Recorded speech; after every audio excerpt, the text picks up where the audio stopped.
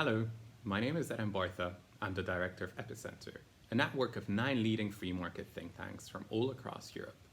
The following video is part of our series, A Perspective from Across Europe, where we discuss with leading think tankers the public health, economic, and political challenges that the continent faces in light of the coronavirus pandemic. In this edition, think tank leaders from France, Poland, and the Ukraine will join us to paint a picture of their political landscape and address how believers of small and efficient governments and supporters of liberal democracies can put the genie back in the bottle once the public health emergency is over. Will countries roll back their emergency legislation once the pandemic is over? Will the electorate rely increasingly on powerful politicians to rectify societal and economic problems? Where will the pendulum swing after the pandemic? Will there be more public demand to check the power of elected politicians, or will the people long after strongmen to resolve their problems? All these questions and more will be discussed now. I hope you enjoy. So without further ado, I'm delighted to kick off tonight's proceedings. And it's my great pleasure to welcome Cecile Philippe to the discussion. Cecile is the president and the founder of Institut economique Molinari, the French member think tank of EPICENTER that she has been leading for almost 20 years. Cecile has a PhD in economics from the 9th University of Paris, and she's the author of numerous popular books on topics that range from environmental protection to French political reform.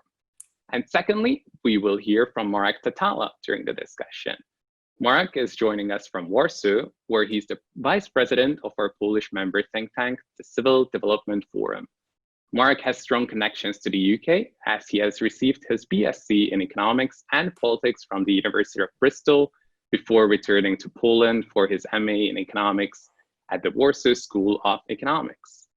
Melnyk is a regular contributor to numerous Polish and European media outlets addressing issues around the rule of law, populism, and lifestyle freedoms in Poland and the whole CE region. And I'm also delighted to have Nataliya Melnyk with us, who is the director of the Ukrainian Bendukidze Free Market Center, which is also an Atlas Network partner and quite a successful one at that.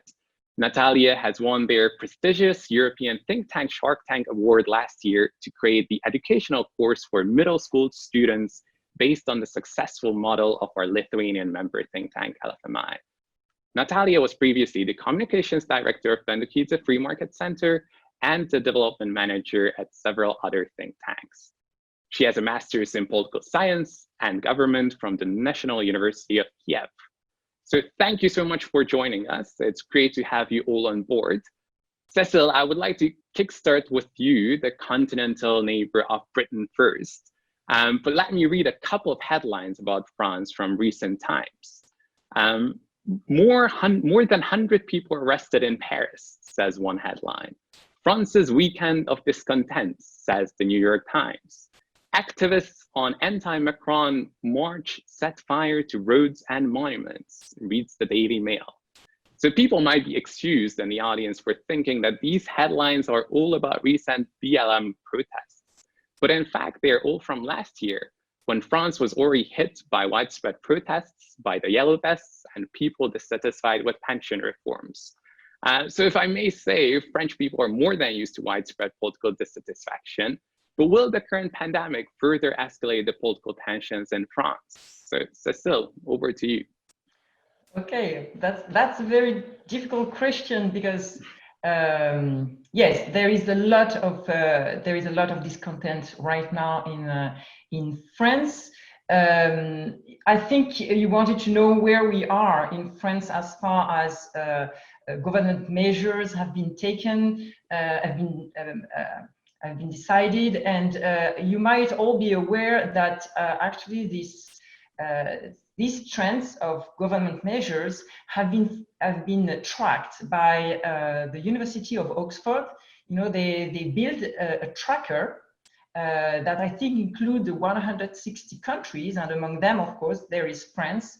And actually, it was made known to us through a Senate report that mentioned this tracker. And actually, when you compare France with I would say similar countries such as Germany, South Korea, UK, or the United States, you can see that between the 17th of March up to the 1st of June, actually France implemented, the most drastic government measures in order to fight the epidemics, meaning that we had some of the most strict lockdown measures, like a closure of school, closure of bars and restaurants, prohibitions, etc. And what is very interesting in this tracker is that actually it is very it is also an indicator of civil liberties, because of course it tracks prohibition, it tracks controls, it tracks a lot of them. And so on that front, you can see that the state power has increased immensely.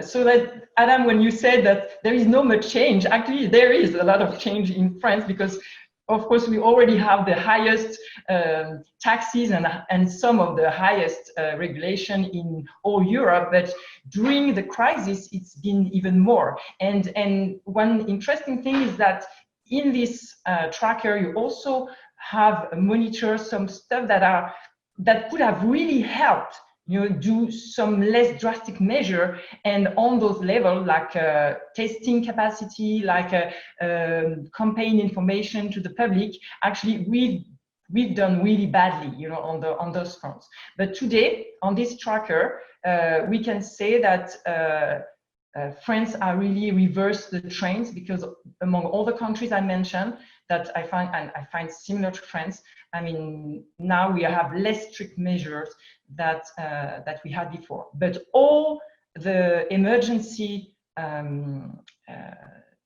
measures are still in place, so that they can really from today for tomorrow decide to declare the state of emergency again, and to decide the closure of everything or whatever.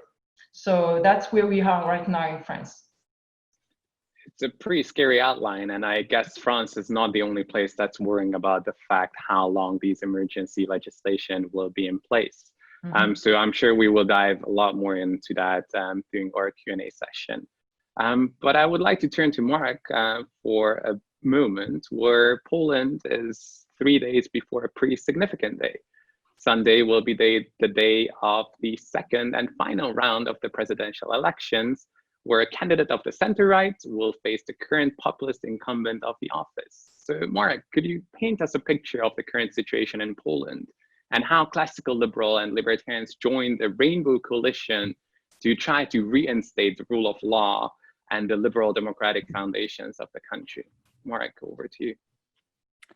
Thank you, Adam. Poland, as other countries, was pretty tough in terms of restrictions.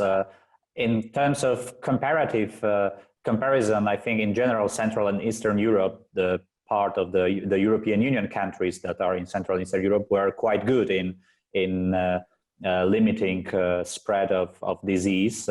But it is not only because of policy measures. I think it's also about the demographic structure of the countries, or the situation that not so many people live, for example, with elderly. So there are more reasons, deeper reasons behind these success stories. It's not that our governments were so great. I think the two observations that are necessary in the context of Poland. The first one is that in the Polish constitution, we have something, we have a state of emergency that was ready, that was written there since 1997. Unfortunately, politicians, the ruling party, Law and Justice, decided not to use the state of emergency that is in the constitution, that is described there, that was prepared for situations like this.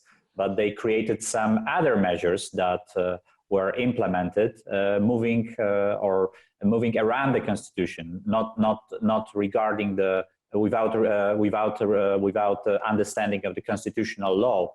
And I think similar situation happened in Hungary, with additional extra measures that were also implemented. Why they didn't want to implement formal state of emergency? In the state of emergency, you cannot have elections, and we are supposed to have presidential elections in May. Nevertheless, They didn't manage to proceed with the elections in May because of many reasons connected with the outbreak of the disease. So finally, we ended up with the elections in the holiday season. It is why we will go to vote again on Sunday. But it was a politically based decision to not to implement the state of emergency. And it is a problem now, because now we see in the courts that people were complaining about some restrictions, for example, restrictions to freedom of movement. And now some courts say there were no legal basis for these restrictions because constitution was not used. So we'll probably see more of these legal controversies in the future. And the second observation that is important is that it is very problematic when the state of emergency is implemented in the country which already is in some other emergency.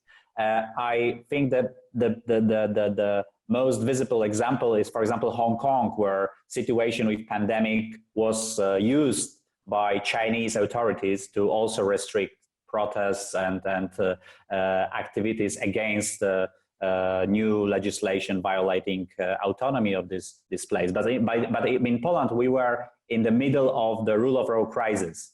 For example, the Supreme Court was captured during the pandemics. And in the normal times, these events generate protests, street protests as well. It was very hard to protest against violations of the rule of law because of restrictions connected to COVID-19. And unfortunately, I think the situation was also abused by the ruling party not to allow for protests. And because legislation was also very unclear, it was easy for police to abuse the law. Although we are now lifting some restrictions, I think there will be many legal controversies regarding people who complain about their rights and freedoms that were violated during the pandemics now in the courts. And I hope the courts will understand that the constitution is more important than some new legal acts that were created just to fight with COVID-19. Very challenging environment for sure. And unfortunately, politicians don't like to waste a good crisis to advance their own efforts, whether they're good or bad. And with the PIS Law and Justice Party in Poland, it has been rather a negative agenda from a classical liberal perspective in the last couple of years. So if they get stronger through the pandemic, that's not good news for free marketeers for sure. We would like to switch to Nataliya for a bit. And when we are discussing governmental overreach, we usually have our own governments in mind, the Polish government, the French government, but not the government of a neighboring country. However, the situation in Ukraine is somewhat different because of the Russian-Ukrainian conflict, which killed 5,000 people on both sides and around 4,000 civilians overall. So Ukrainian free marketeers have an extraordinarily difficult job to keep a government on a classical liberal track that is involved in a war with a foreign power. So Nataliya, is that actually even possible to do? And if so, what is your secret? Well, we are staying busy, that's for sure. But then, you know, in Ukraine, we're kind of going from one unprecedented situation to another one.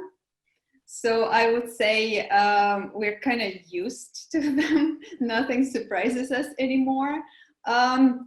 So right now we have a couple of things, you know, adding to the problems that we are dealing with. And just like in Poland, we are still undergoing the election cycle as well, which started last year with the presidential elections, then parliamentary elections, and then this year we have local elections.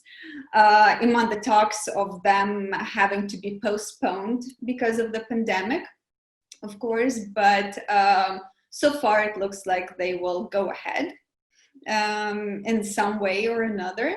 But like last year with the presidential elections, after the unlikely candidate won, a person with no political experience whatsoever, and then afterwards creating a political party, so-called servants of the people, having been created about half a year before the parliamentary elections, they were able to not only win by a landslide, but for the first time in the Ukrainian history, we got something that we call mono majority in the parliament. So usually in the parliament, we would have a coalition of some kind, because none of the parties were able to gather at least 226 votes to be able to pass any bill.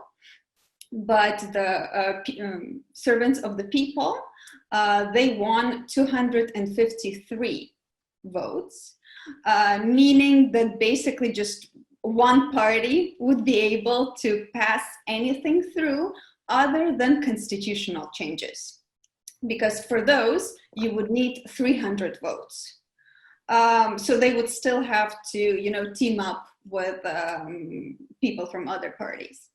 But for us, we viewed that as a big opportunity, because they were elected on a mostly pro-market platform, which was also greeted, very excitedly by our Western partners around the world. But then after the elections, when you gather your party so fast without per se a developed ideological platform, you end up with people who have various interests, various beliefs, and it started showing pretty soon when it came to some divisive issues like lifting a land moratorium in the country on the agricultural land. So since the independence of Ukraine, people were not allowed to sell their agricultural land. They were only able to lease it, right? So then under the influence of our Western partners, they said that this is something that needs to be done in order to receive foreign aid, which we are largely dependent on. And this turned out to be quite a challenge, even for a mono majority. But finally, they were able to pass it through. But then it's a signal for everyone, because the upcoming reforms that we absolutely must go through are way more painful than allowing people to sell their property, which was showing cracks in the majority. And then they announced that they are going to come up with something in between socialism and liberalism. So some kind of a new invention for Ukraine in order to be able to accommodate a huge welfare state that we are dealing with. And then on top of this, we are dealing with the Russian aggression and the pandemic, which we were absolutely not prepared for, because in the beginning of March, we were still exporting masks and protective equipment, leaving our own doctors unprotected and unprepared for the pandemic when the lockdown started on March 12th. And like Cecile said, we are an example of a country which went into a very severe lockdown with most of the economy paralyzed just because of one decision. And this decision was not a stay-at-home order, it was a ban on public transportation. So without the access to public transportation, most people ended up having their activities severely limited. So when the public transportation was allowed back up, it was end of May when we switched to so-called adaptive quarantine. So that's when we saw a little bit of transfer of power from the central government to the local level, because then depending on the local situation, we still have some of the regions that are in more severe lockdown, and then other regions don't have to go through that. But then, of course, we had to deal with state-controlled prices on the most important products, medicines, and things like that. And one of the actually positive things of the quarantine, we did not have major tax holidays or major tax breaks or anything like that, but a couple of dangerous initiatives that the government were thinking about introducing before the pandemic, they had to be postponed.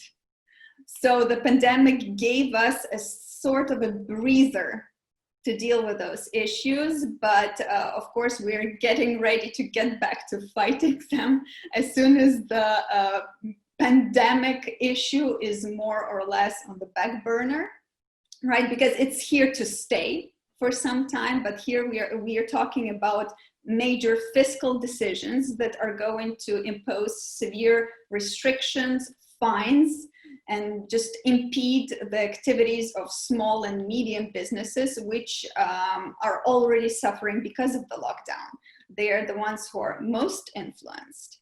And then let's not forget about the factor, an absolutely objective factor that has a huge influence on the economic situation in Ukraine, and it is the closed borders.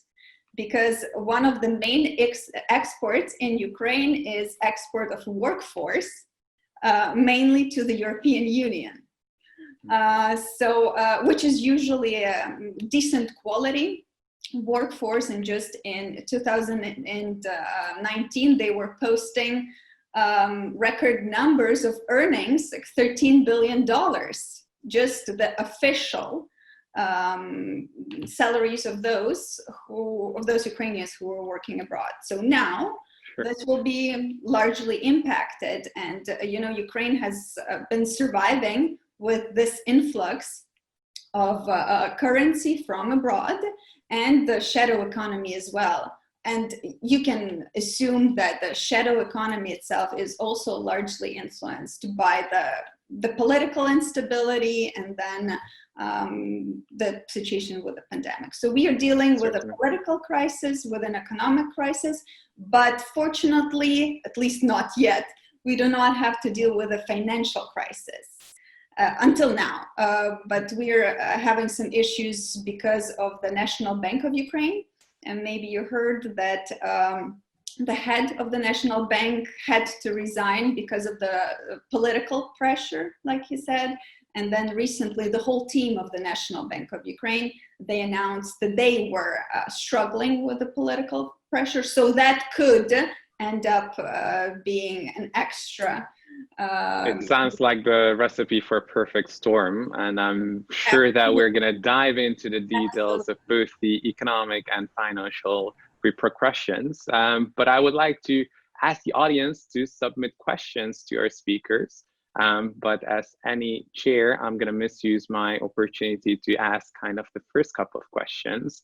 And this goes out to all of you, because you have all mentioned the current challenges and the growing power of your own national governments at the moment. And I still do remember that after the 9/11 terrorist attacks and the European attacks afterwards, the governments did use the crisis to grow their own powers. Surveillance state really became the norm across the Western world. And since the NSA scandal, we know that our governments hear and see everything that we do online in case they wish to. So how do you actually see the future of civil liberties in your countries after the pandemic? Do you actually expect biosurveillance to become the norm after online surveillance became the norm after the terrorist attacks? And can you actually imagine COVID passports or any kind of other virus passports in order to at least partially keep the borders open if and when the second wave arrives? So I would like to go a quick round of maximum 1 minute, starting with Cecile, and your thoughts on civil liberties in France.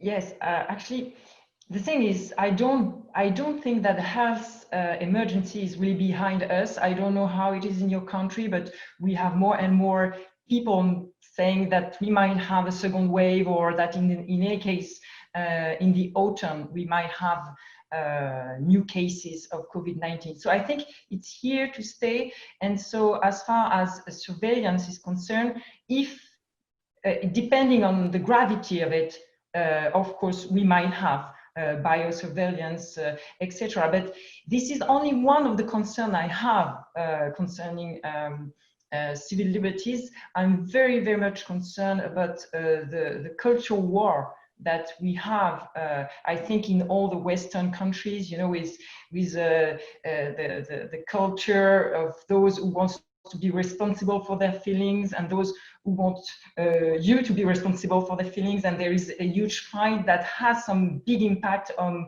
free speech. And so even in France, where I think we have been a bit late in this area, we start to have the new laws like the fake news laws or the hateful speech on the internet.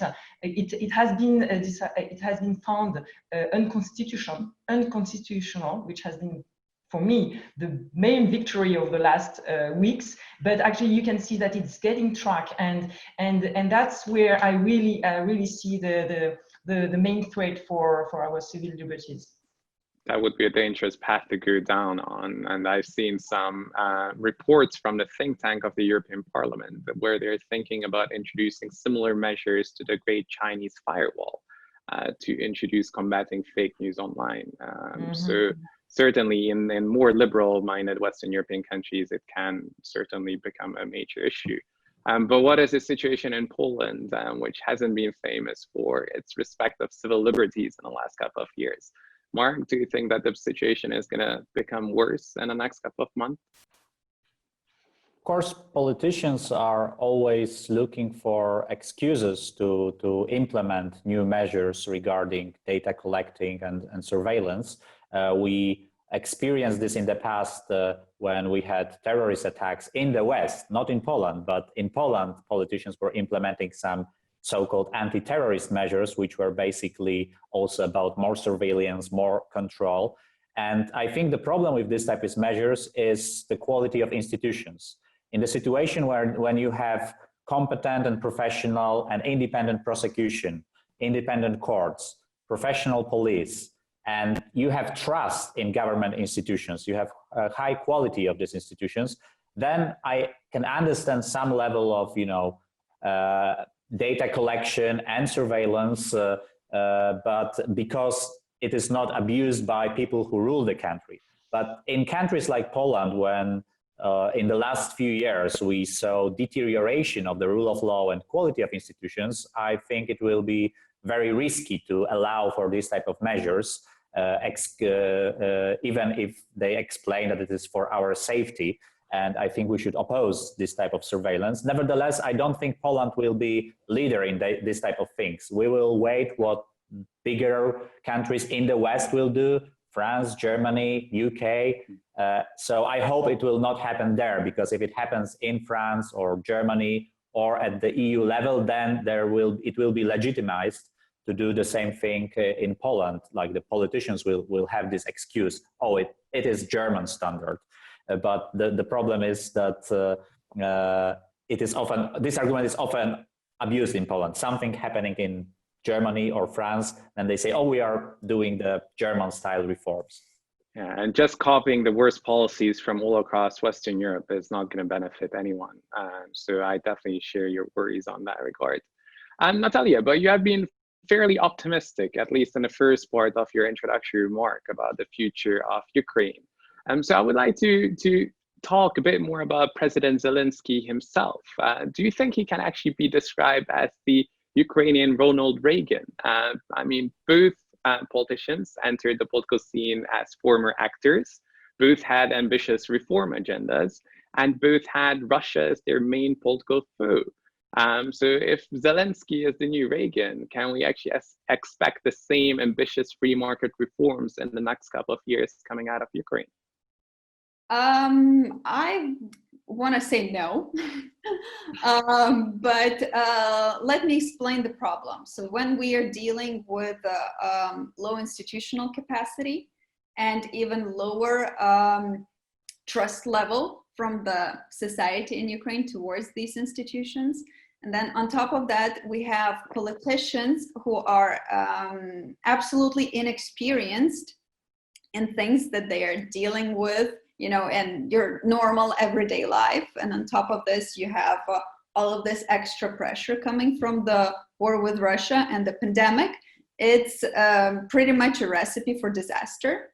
And since the beginning of the pandemic, we are on our third Minister of Healthcare right now. And the only beacon of stability in our politics is our Minister of Interior Affairs, who we've been starting with the previous president. And he is obviously a representative of law enforcement in the country. And he was the one who suggested introducing these thermal surveillance cameras in order to be able, to measure the temperature and do the contact tracking and things like that. But fortunately, he gave up that idea. But the troubling thing that we faced was that most of the messages when it came to dealing with the challenge of the pandemic at the beginning were coming from him. So from the representative of the law enforcement in the country. And we also see the role that he's playing, being increased because of the pandemic. It's also making it easier for the police to deal with the protests that are happening while the former president is being currently prosecuted, while we are also dealing with problems when it comes to freedom of speech and basically the terrorizing of certain activists around the country. So it's pretty troubling when we can see that basically your hands get untied, right? Because you have a good excuse for that. So that has been definitely a challenge because an inexistent rule of law in Ukraine has been with us since the very beginning. And this is something that's not easily remedied. So we would have to go through a number of reforms, but when you have, like I said, such a beacon of stability, right at the center of it, it's making things a bit more difficult, a bit more challenging, that's for sure. Here I was fishing for some optimistic remarks, but I led us into another depressing path, I'm afraid.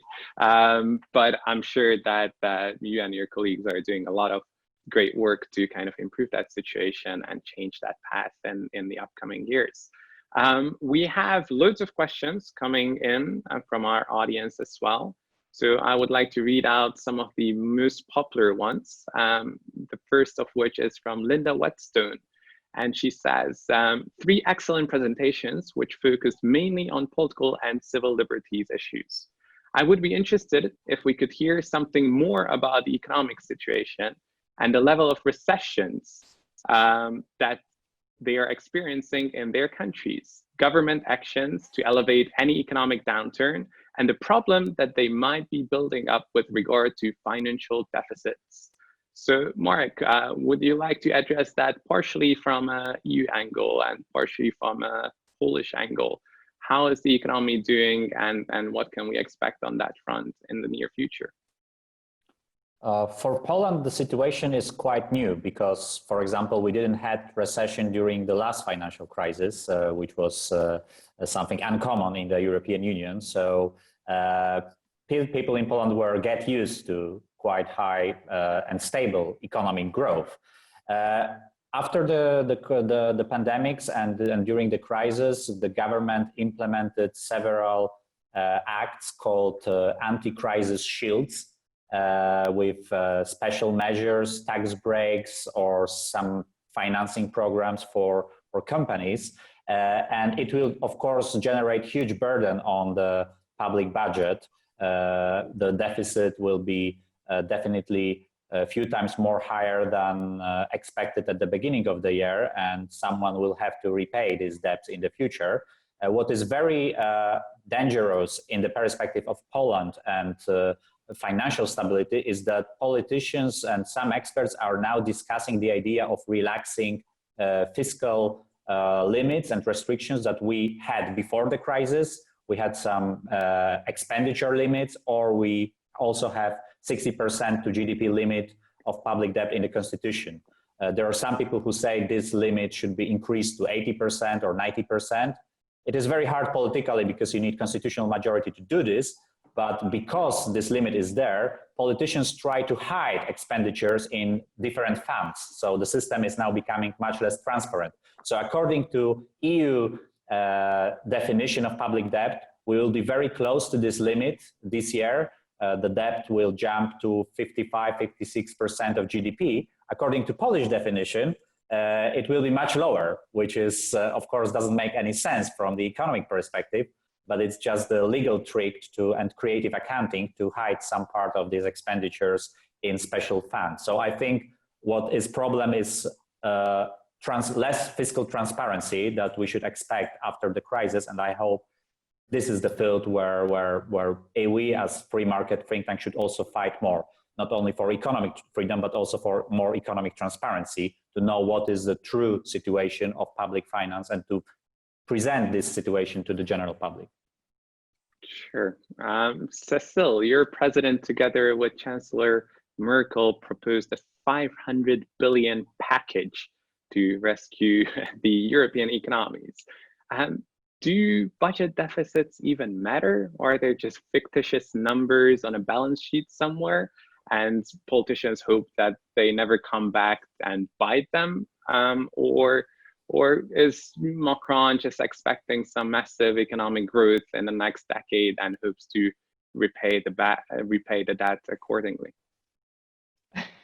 To be honest, we have France has really two main issues. It's that we have a debt that is one of the highest within the EU, even before the crisis, even before the pandemics. But we also have some of the highest fiscal burden, of all the EU. So really, between us, I would say that between two evils, you have to choose. So I would say, forget about the debt and make sure that we do not increase taxes. Because actually, if we ever want one day to be able to repay any of it, we really need to have businesses starting to operate again. And for you to realize what's going on in France, that the forecast of the decrease of GDP for 2020 is between 8 and 10%. So it's going to be huge. And so after the health crisis, we are all waiting for the economic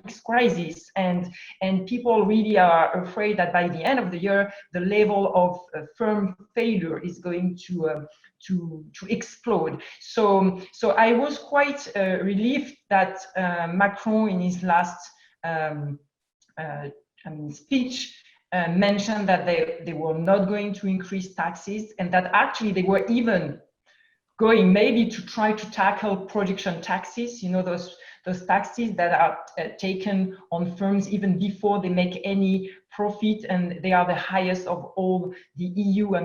Altogether, they are the taxes of 23 EU countries, Germany included. So on that front, I would say it goes in the right direction. But one last thing is that I'm afraid that even at the beginning of the crisis, but even now, I would say that people do not think through what are the most economical measures to fight COVID-19. Because what we have been able to observe is that in South Korea, in some Asian countries, they have been able to tackle with low-cost measures the health crisis.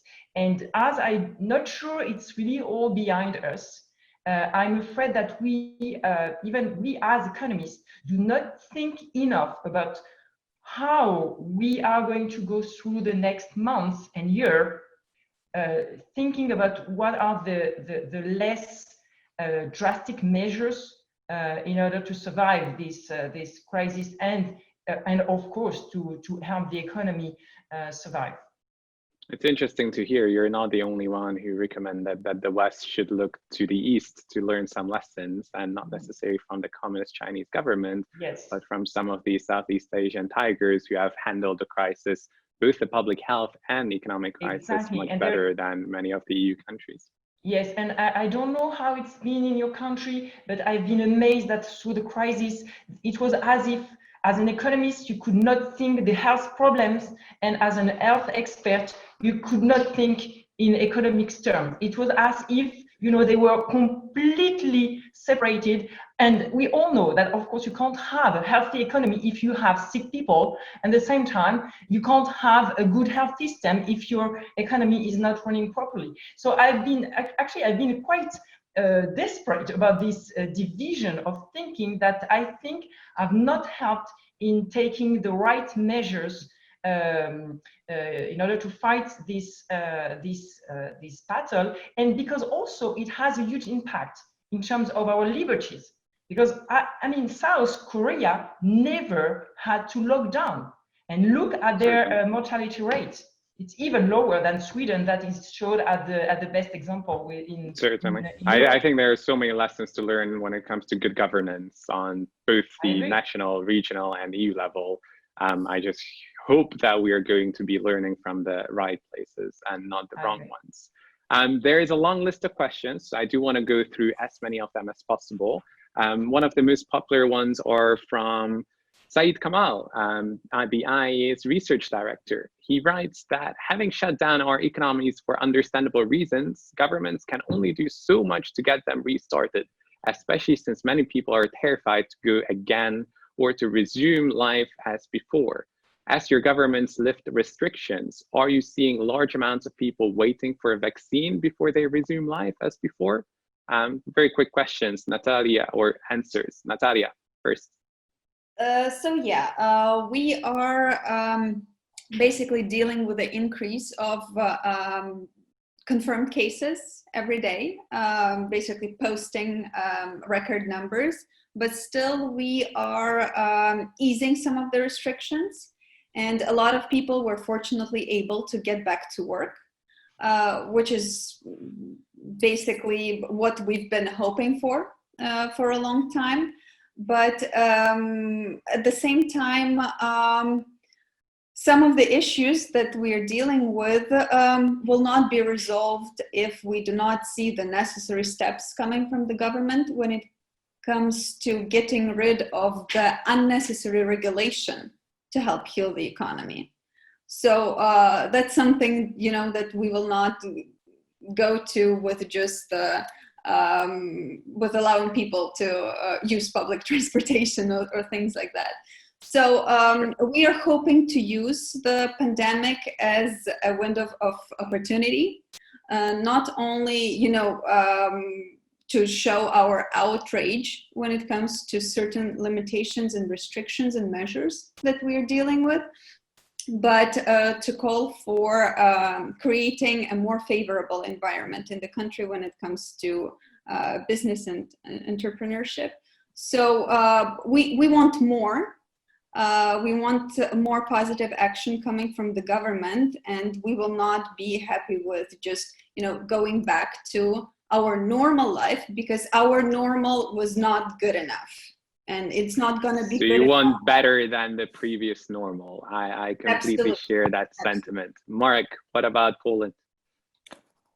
Of course, some people are scared about the situation, but after we lifted restrictions regarding, for example, restaurants and bars, I think many people returned there, and economic data is also showing that these places are earning money now. They are able to provide salaries to their employees, and situation is getting better. It's very also, it depends on the sector. I think, for example, cloth retail in shopping malls, it is a big problem for them because people are not wearing as many clothes as in the past, maybe also because they don't meet in person so often, but they also don't go as frequent as in the past to the shopping malls or big centers of where people gather, and it will take some time after this sector will recover.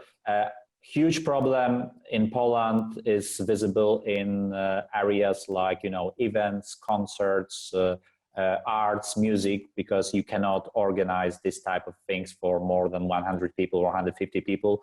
So we see demand. People would like to go for these types of events, but they are still not allowed. So I think we will not have to wait until medicine or vaccination is developed before we return to previous turnover regarding various sectors of the economy. But it also depends on the so-called second wave. If we see something in the autumn, I think it may all scare people again. Nevertheless, I don't think people in Poland and in many other countries will allow for the second lockdown, meaning closing everything. It will be much more limited because actually I think the lockdown learned also was a lesson for many people why freedom matters, freedom of movement, freedom of choice, and I think demand now will be to find some other solutions. So you're not optimistic enough to predict a V-shaped recovery, but if I got it correctly, you're hoping for a U-shaped recovery based on what you see currently going on in Warsaw and around the country. Cecile, you mentioned that the overreaching governmental powers in France, and we have a question linked to that. Miko Aravu asks and says that governments have introduced emergency powers to deal with a pandemic, which have limited people's freedoms. Do you think that your respective governments will revert back to pre-pandemic levels, or have they become drunk on power? Nataliya already expressed that she wants better than just the pre-pandemic situation, but what are you hoping for in France? That's a difficult question, because I don't think that we will come back to pre-pandemic system before long, at least maybe the next 12 or 18 months, depending on how the pandemic is going to evolve. And if you look at the way France has been dealing with the terrorist attack, I mean, with terrorism, it has implemented new laws that we never get rid of. And that's what people are really afraid of, tracking devices like, like all these COVID apps or stuff that you could download in order to know if you had been in contact with someone who had been sick, is that once you have them, it's very, very difficult to get rid of them. And actually the health emergency in France is actually set up to April 2021. So it's already there for quite some time, for quite a long time. But I would say that the fight should not be on the power as such of the state, but how it's been able to exercise its power. Because actually, if the French state had been able to coordinate, the effort between different institutions in France and found the response to the pandemic using all the institutions, and they are very rich. I mean, we have vast and very dynamic institutions that were able to fight the pandemics, being all the health private sector, and the state has completely failed at first. During the first weeks, it completely failed at using them. Transporting people from one area to a very distant one just because they would not use the beds in the private sector. So I would say that actually, in any case, we all know that the French state has already a lot of power, but we also have a lot of different institutions. And actually, if we were able to reorganize that kind of power, actually, it would go in the right direction, I would believe. So you're reasonably optimistic, if I try to, correct? But it's difficult. Marek, how do you see the situation in Poland? If in case the current president wins again on Sunday, do you think that the situation is going to become worse and they're going to be unwilling to return some of the emergency powers, or how do you see it evolving? I see some opportunities in the COVID-19 crisis in the area of deregulation in economic terms. And here we as the Civil Development Forum will also work to propose some recommendations. Unfortunately, the situation with the rule of law is much more complex, and here the elections on Sunday are very important. My view is that if the candidate of the opposition wins the elections, then we'll have more separated power, and it is good for the perspective of civil liberties and rule of law. If the incumbent president wins, then the power will still be concentrated in the hands of law and justice, and we can see more restrictions regarding, or more laws regarding capture of legal institutions, but also, for example, media environment. We know what happened in Hungary with media environment, which is now in vast majority captured by ruling party and Viktor Orban. And unfortunately, as Jarosław Kaczyński, the leader of Law and Justice, once said that he would like to see Budapest in Warsaw, he needs president in the presidential palace for implementation of this plan. So it is why the Sunday elections are very crucial, and the polls are now 50-50.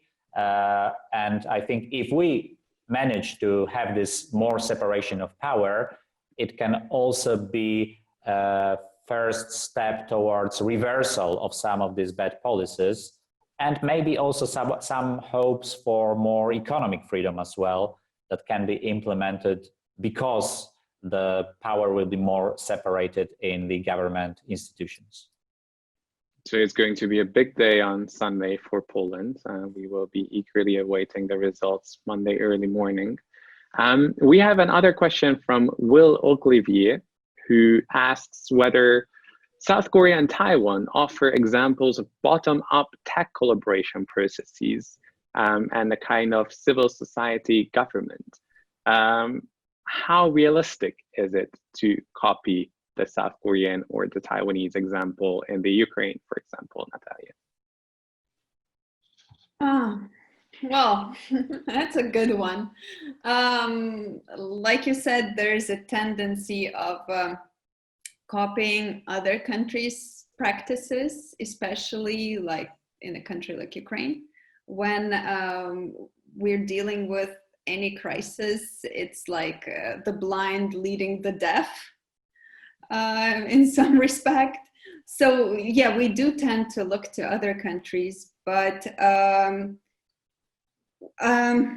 with our level of development, with our level of institutional capacity, I do not see that happening, because a lot of the things that we see happening in South Korea, in order to be able to replicate them in your country, you need a certain environment.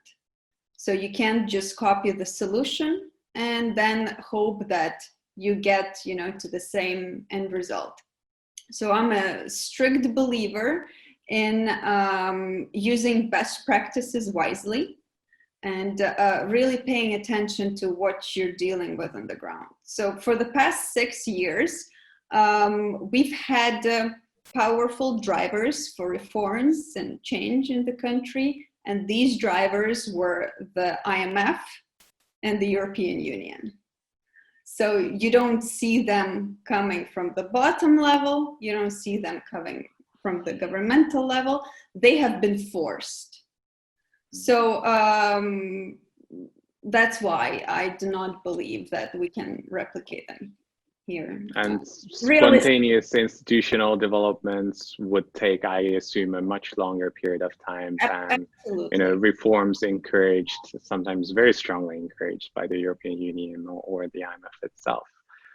We have a partially linked question to that from an anonymous attendee who's asking that if these countries, meaning the Ukraine, France, and Poland, would have a fully liberal government, what would they do differently during the pandemic, both in terms of civil liberties, economic measures, and political decision-making? So I would somewhat rephrase the question and ask, if you had to choose one European government when it came to handling the crisis, which one was the most liberal government and why? Mark? Obviously, Sweden appears as one of the country that was very liberal in terms of approach to disease, but I think it's still too early to assess who was more or less successful. We still have to wait a few more months to have a good lesson. And I think the problem of Poland, Ukraine, and other countries in Europe is that we also didn't have this experience. Taiwan or South Korea, they had pandemics in the past of this scale, similar scale. In Europe, it was something new. So I was not surprised that government implemented some sometimes very draconian measures because there was huge level of uncertainty. But I hope we'll have some lessons that will be used to build some, package of recommendations based on best practices from various countries. And the other thing is that they also need to be adjusted to the cultural environment. And this is also something that is very different between Poland, Scandinavian countries, and for example, Southeast Asia. Cultural also matters in terms of, how people regard discipline regarding recommendations, or maybe they need some kind of more restrictive environment. So here we need to wait and build this package of recommendations that can be used in the past when similar situation happens. Sure. So too early to tell, but the Swedish example with no lockdowns, but voluntary social distancing and somewhat higher death counts and then sicknesses might be worth following. Cecile? Yes, actually, I think Germany has been doing a very good job, and actually Italy, at first was very, very badly hit, but as the crisis went on, we could see that at the regional level, they've been able to implement some kind of experimentation, like a wide scale testing capacity in Venetia. And I think Germany has been also a great example in its capacity to use, as I said before, all the decentralized institution, close to the ground, close to what's going on at the people level, to do what has to be done, but also to inform the higher level about what was going on. And if I compare with what really went wrong about France and what went right in South Korea, it's exactly that. It's that in those states, they have been able to use the state for what it is good for, meaning coordination. But then they let all the other level of institution do their job, like hospitals or clinics or even GP, like a general practitioner. They were in France, they were not even informed about what was going on in the front of the pandemics. But if our state in France had been able to coordinate all the organization and institution that we have the luck to have, because maybe that's one thing that maybe is better organized than some other countries, but we have to use them and to have the capacity to gather the troops, I would say. So Germany, I think, was a good example. South Korea, really good example. Taiwan, much less, because Taiwan, as far as civil liberties, I don't think that we would feel comfortable with the way they've done things. But yes, there has been some good example. So the more decentralized systems you have with good institutional communication, it matters a lot for the outcomes. We are slightly running out of time, so I would like to ask a kind of overarching question about the current political situation in your country, but also how you imagine the future to happen. So if you had to rank the current political situation in Poland, in France, and the Ukraine, how would you rank it today on a scale from 1 to 10? And how would you rank it, hopefully, in 2030 on the same scale? So 1 is essentially an illiberal hellhole, something close to Stalinism or fascism, and 10 would be your libertarian dream, however you may define it. So Marek, what's the situation in 2020 and what do you expect for 2030? I think in the last 5 years, we deteriorated from 7 to 5, and I think it is possible to return to 7 again in this time perspective. The Sunday presidential elections are the first stage that can be very important here, so I hope we will have success of the opposition candidate and we will see more separated power in Poland, not repeating the situation with Hungarian model within the EU. So your trajectory is optimistic. You hope it will improve by 2 scores in the next 10 years. France, what do you hope for France, and what do you think about the current situation, Cecile? Okay, we are still in a very wealthy country. So I would say that we are between 6 and 7 today, even though, it's like, we all know, that France is encountering many problems. As far as the future is concerned, I think it's going to be much more chaotic in the next 10 years on the issue of free speech, mainly, I think, and censorship, and so I'm not that optimistic. I think we can really fight in order to save, I would say, some bubble of freedom and some institutions. But overall, I think that the fight is going to be very, very, very difficult. So I would say that maybe 5, between, like 5 in the because I think the fight is going to be there, at least for the next 10 years. So you're rather pessimistic on the trajectory. Nataliya, what are your numbers? Well, right now it's for sure 5.